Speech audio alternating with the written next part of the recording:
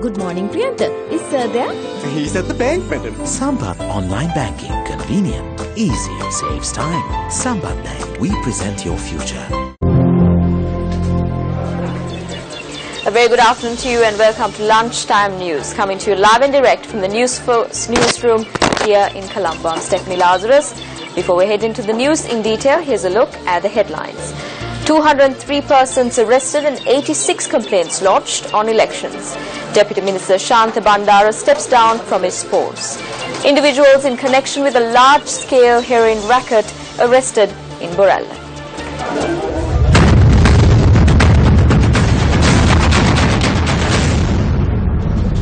Now on to those stories in detail.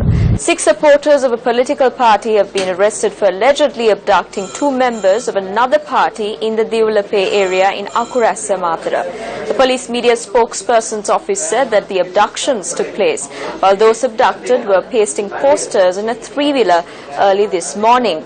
Police say that the 6 members had come to the location in a pickup truck and kidnapped the 2 other individuals. Police added that one of the individuals had managed to escape while they were being taken away. The 6 members of the UPFA were arrested following a complaint made by this individual to the police. Meanwhile, a special meeting regarding the upcoming general elections took place at the Election Secretariat this morning. The meeting was held under the auspices of Elections Commissioner Mahinda Deshapriya. The Additional Elections Commissioner M.M. Mohammed said that the meeting was attended by District Returning Officers, Deputy Elections Commissioners and Additional Elections Commissioners. Topics centering on issues that are encountered when upholding election laws at district level, training officers who will be counting polling cards and the number of officers needed for these purposes were discussed in detail. Meanwhile, the Additional Elections Commissioner said that the plan that was formulated to count polling cards was reviewed by the officials. Moreover, ways in which columns should be allocated for the purpose of dividing votes and the process of announcing the election results were also discussed. Meanwhile, the police media spokesperson's office said that 86 complaints in relation to the general elections have been received, while 203 persons have been arrested thus far. Here are the views expressed by political party leaders at various locations. There was no foreign investment in the country for 10 years, but now there is a Volkswagen factory coming up in Kuliapitia. Training on how to manufacture cars can be provided. We have signed an agreement to establish a thermal power plant in Trincomalee. Another oil refinery is to be established at the Chinese harbour. Those who didn't come forward for 10 years are now lining up. So now if the government starts fighting one another, will those who want to invest do so? This is a stable government that can work and does not lie. This is what we are all contesting for under the UNP.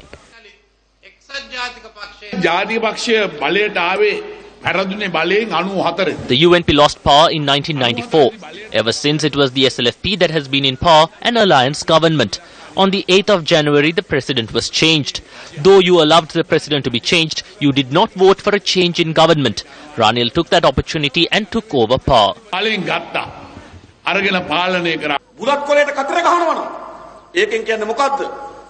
If you're voting for the beetle leaf, that means that all investigations into the thieves will halt. If you vote for the beetle leaf, you are sending the rulers who stole public money and wasted it to parliament. To vote against the beetle leaf, who are you going to vote for? Ranil Wickremesinghe? It is only through a parliament represented by the JVP that the country can achieve victory without any harm.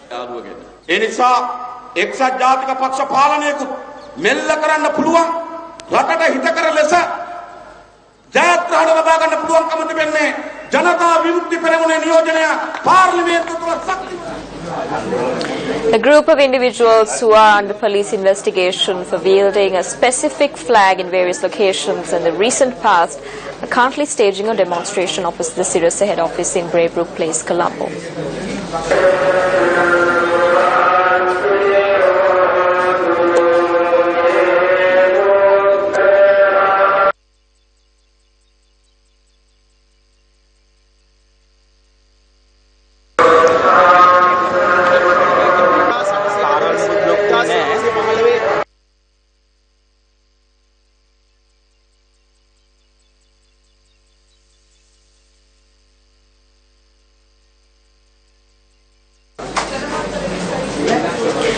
Police investigations are currently underway into two separate incidents, one opposite the Commission to investigate allegations of bribery or corruption, and the second opposite the parliamentary complex, where this flag in question was used by a group of demonstrators.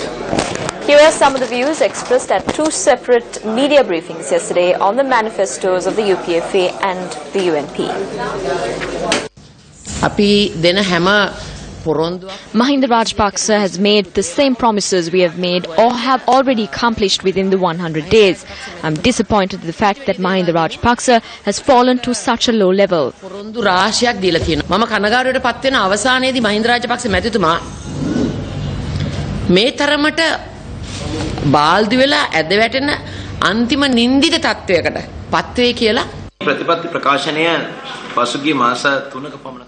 Our election manifesto was prepared by a group of experts who provided us with information of the Treasury, Central and other information over the past 3 months.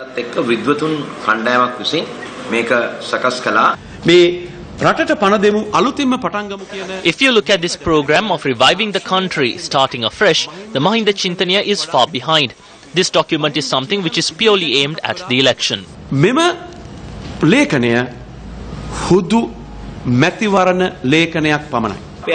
We made certain proposals from our last budget. We proposed several concessions, but this government did not implement them. They brought in their mini budget and stuck to that. We made these proposals after considering all the data and statistics. Mahinda Rajapaksa ruled for 9.5 years. When he lost and left on the 8th of January, he left the country and its people and the people's 9,121 billion rupee debt. 1/3 of the previous budget was allocated solely to sort out the debts over the years.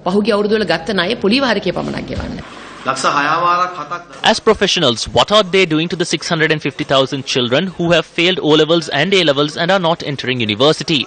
In our manifesto, a guarantee for the future, we have allocated 50,000 rupees for each child to pursue their future within 32 fields.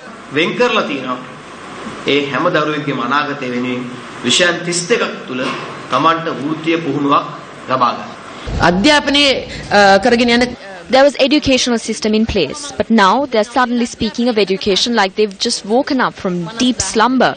They're promising 50,000 rupees to children. This is not the system. Where are they getting this money from? I wonder if they are getting the bundles of money which were put into treasury from the rogue for free. UPFA Kurnagala district candidate Shantha Bandara has decided to resign from his position of Deputy Minister of Mass Media. He elaborated on this decision at a media briefing convened at his residence in Alawa today.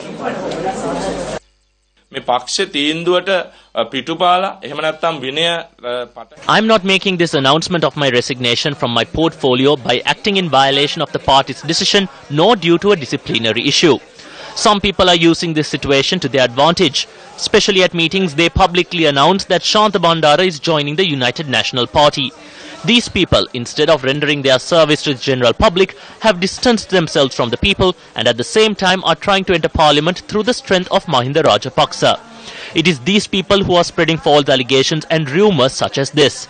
We never did politics with the intention of gaining positions or benefits.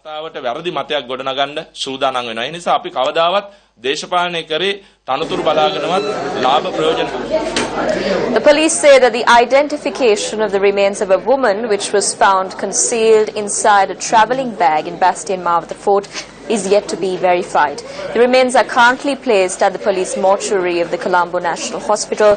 The police say that the body of the woman was found folded in order to fit the body remains into the bag. However, the police say that the details with regard to the identification of the body or any other details with regard to the remains are yet to be determined. The police media unit further notes that investigations have been launched to nab the perpetrators. A suspect in connection to the theft of 2 police bikes of 2 officers attached to the Sido police have been arrested. The 2 police bikes had been stolen while the officers were on duty last evening. The police said that when the officers attempted to search a car under the suspicious circumstances, the occupants of the vehicle had threatened the officers with a firearm, assaulted the officers and fled the scene, on the two police motorbikes, leaving the car behind. The car was taken into police custody.